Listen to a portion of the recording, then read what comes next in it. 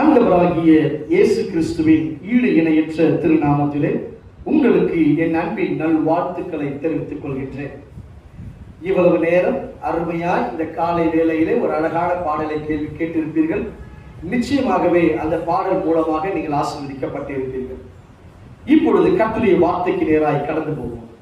யோவேல் தீர்க்கதரிசி புஸ்தகம் 2வது அதிகாரம் 26வது வசனம். நீங்கள் சம்பூர்ணமாக சாப்பிட்டு திருப்தி அடைந்து உங்களை அதிசயமாய் நடத்தி வந்த உங்கள் தேவனாகிய கர்த்தருடைய நாமத்தை துதிப்பீர்கள். என் ஜனங்கள் ஒருபோதும் வெட்கப்பட்டு போவதில்லை. ஒரு ஆசீர்வாதமான வசனத்தை கர்த்தர் இந்த நாளிலே கொடுத்திருக்கிறார்.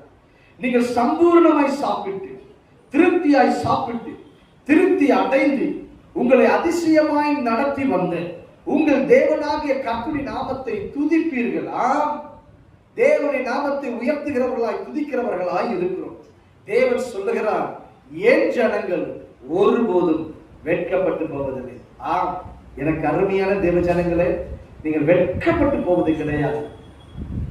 இந்த நாளிலே கர்த்தர் தீர்க்க தரிசனமாய் சொல்லுகிறார், ஒருவேளை ஐயோ இந்த பிரச்சனை கண்களுக்கு முன்புதான் இருக்கிறது, இதில் எப்படிப்பட்ட சூழ்நிலைகள் செல்ல போகிறது என்று சொல்லி கலங்கி தவிக்கிறாயா?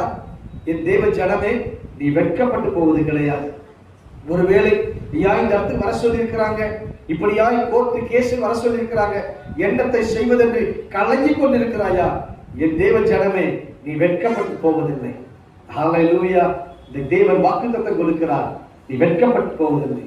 வெட்கப்படாமல் இருக்கும் பொழுது, தேவனுக்காய் தைரியமாய் நிற்கும் பொழுது, நாம் தேவனுடைய உன்னதமான பரலோகத்துக்குள்ளே பிரவேசிக்கிறவர்களாய் இருக்கிறோம். எனக்கு அருமையான தேவ ஜனமே, உங்களை அதிசயமாய் நடத்தி வந்த கர்த்தர் அவருடைய நாமத்தை துதியுங்க.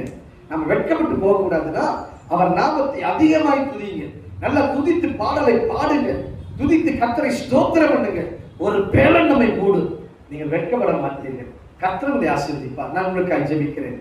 மகா இரக்கமும் கிருபையும் நிறைந்த நீங்கள் நல்ல ஆண்டவரே, நாங்கள் துதிக்கிறோம், ஸ்தோத்திரிக்கிறோம். தேவரே சுவாமி, இன்றைக்கு நீர் கொடுத்த வார்த்தை படிக்கு வெட்கப்பட்டு போவதில்லை என்று சொல்லிடு. அப்படியாய் வெட்கம் எங்களை நெருங்காதபடி கர்த்தர் பாதுகாத்துக் கொள்ளப்பா. வியாதியோடு பலவீனத்தோடு யார் இந்த நிகழ்ச்சியை பார்த்துக் கொண்டிருந்தாலும் இயேசு கிறிஸ்து தொட்ட அற்புதத்தை செய்வீராக நான் ஜெபிக்கிறேன். உன்னத இயேசுவின் நாமத்தில் ஜெபிக்கிறோம் எங்கள் ஜீவனுள்ள நல்ல பிதாவே. ஆமென். ஆமென்.